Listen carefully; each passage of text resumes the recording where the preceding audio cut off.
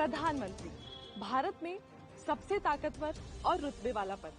पिछले 77 सालों में इस ताकतवर कुर्सी पर बैठने का मौका अब तक सिर्फ 14 शख्सियतों को मिला है। कोई जनता के अपार समर्थन से तो कोई तिकड़म से यहाँ तक पहुंचा। शुरुआत करते हैं भारत के पहले प्रधानमंत्री नेहरू की कहानी से। हम 15 अगस्त 1947 को आजाद हुए और ठीक इससे एक साल पहले अंग्रेजों ने आजादी का ऐलान कर दिया था। उस दौरान सबके जहन में बस दो चीजें थी, देश चलाने के लिए अंतरिम सरकार का गठन और ये तय करना कि आजाद भारत का पहला प्रधानमंत्री कौन बनेगा। हालांकि ये तय हो गया था कि कांग्रेस का अध्यक्ष ही अंतरिम प्रधानमंत्री होगा। उस वक्त मौलाना अबुल कलाम आजाद कांग्रेस अध्यक्ष थे। वो दोबारा चुने जा सकते थे, लेकिन महात्मा गांधी के कहने पर उन्होंने पद छोड़ दिया।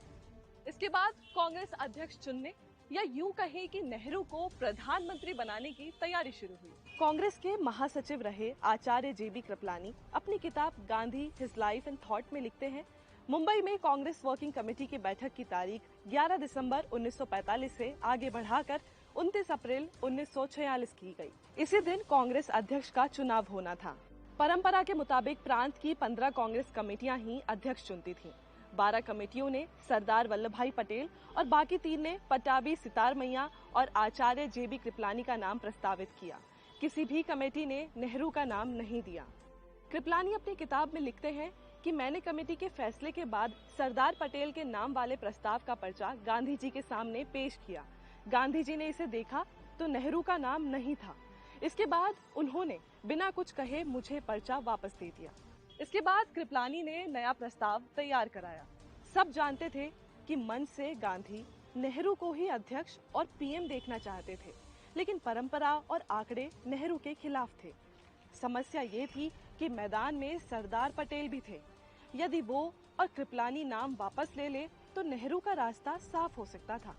पटेल ने अपने नाम वापसी वाले पत्र पर दस्तखत करने से इनकार कर दिया और नेहरू का विरोध किया, तो गांधी जी ने वापस से वही पत्र उनको लौटाया।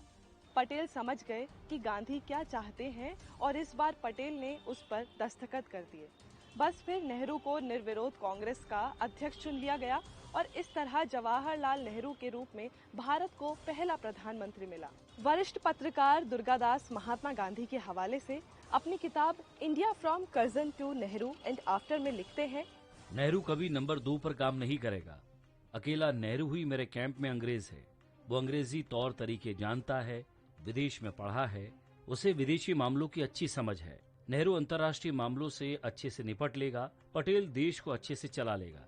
ये दोनों देश चलाने वाली बैलगाड़ी के 2 बैल होंगे। 14 अगस्त 1947 की आधी रात को नेहरू ने अपनी famous tourist with destiny speech the. Long years ago, we made a tryst with destiny, and now the time comes when we shall redeem our pledge. अब एक नजर डालते हैं नेहरू की जिंदगी के कुछ सुने अनसुने किस्सों पर, जिसमें पहला किस्सा है नेहरू और चर्चिल का।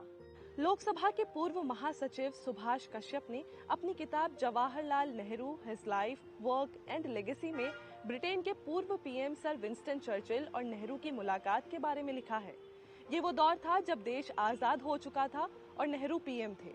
लंदन में एक कार्यक्रम में 1950 में दोनों पहली बार मिले थे और दिल खोलकर एक दूसरे से बात कर रहे थे। चर्चिल ने गुलामी याद कराते हुए नेहरू से पूछा, तुम कितने दिन ब्रिटिश जेलों में सड़ते रहे? नेहरू ने कहा, 10 साल तक। चर्चिल ने कहा, तब तो तुम्हारे दिल में हमारे लिए खूब कड़वाहट होनी चाहिए, तुम्हें दिल से हमें नफरत करना चाहिए। तब नेहरू बोले कि कोई बात नहीं, हमें हमारे लीडर ने 2 चीजें सिखाई हैं, कभी किसी से नफरत मत करो और कभी किसी से डरो मत। आपको भी पता है कि हम ना आपसे डरते हैं और हाँ, नफरत तो कतई नहीं करते। और दूसरा किस्सा है जब नेहरू ने पीएम पद से इस्तीफा दिया। मैं अब हिमालय जाना चाहता हूँ। उन्होंने बकायदा इसके लिए टिकट भी बुक करा लिया था। सीपी श्रीवास्तव अपनी किताब a life of truth in politics में लिखते हैं कि नेहरू जब दूसरी बार प्रधानमंत्री चुने गए तो वो अपने काम से बोर हो गए। उन्होंने सोचा कि अब किसी और को प्रधानमंत्री बनने का मौका दिया जाना चाहिए। 29 अप्रैल 1958 को कांग्रेस संसदीय दल की बैठक थी। इसमें नेहरू ने कहा कि वे प्रधानमंत्री पद से इस्तीफा देना चाहते हैं। कांग्रेस नेताओं ने कहा कि आपको ही देश चलाना पड़ेगा। इसके बाद नेहरू ने इस्तीफा वापस ले लिया था। तब तक इस्तीफे की खबर पूरी दुनिया में फैल चुकी थी। साल 1962 में हुई चीन के साथ जंग ने नेहरू को काफी परेशान किया था, क्योंकि इससे पहले नेहरू चीन को भारत का दोस्त समझते थे। लेकिन जंग शुरू हो गई और 20 नवंबर 1962 को प्रधानमंत्री नेहरू ने देश को संबोधित करते हुए चीन से मिली सैनिक हार को स्वीकार कर लिया था। उन्होंने स्वीकार किया कि वालोंग, सीला और बोमडिला इलाकों में भारतीय सेना की हार हुई। जवाहरलाल नेहरू एक बायोग्राफी में सर्वपल्ली गोपाल लिखते हैं, एक के बाद एक सरकार और कांग्रेस नेता दबी जुबान में चीन युद्ध के लिए नेहरू को जिम्मेदार मानते थे। इन सब से नेहरू अंदर से टूट गए थे। उनकी सेहत खराब हो गई और करीब 1 साल तक कश्मीर में रहे। साल भर में भले ही शारीरिक रूप से ठीक हो गए हो, लेकिन मानसिक रूप से टूट गए थे। एक और किस्सा नेहरू की वसीयत से जुड़ा है। उन्होंने लिखा, मेरी मृत्यु के बाद मेरे लिए कोई धार्मिक अनुष्ठान न किया जाए, बल्कि दाह संस्कार हो। अगर मैं विदेश में मरूं तो वहीं मेरा दाह संस्कार किया जाए, लेकिन मेरी अस्थियां इलाहाबाद लाई जाएं। इनमें से मुट्ठी भर गंगा में प्रवाहित की जाएं। मैं चाहता हूं कि बाकी हिस्से को आकाश में ऊंचे विमान में ले जाया जाए, वहां से उन खेतों पर बिखेर दिया जाए जहां हमारे किसान मेहनत करते हैं। 27 मई 1964 की दोपहर 2 बजे दिल का दौरा पड़ने से उनका निधन हो गया। बतौर प्रधानमंत्री जवाहरलाल नेहरू का कार्यकाल सबसे बड़ा है। वो 16 साल 286 दिन तक पीएम रहे और पद पर रहते हुए ही उनका निधन हुआ। मैं भारत का पीएम सीरीज के दूसरे एपिसोड में बताएंगे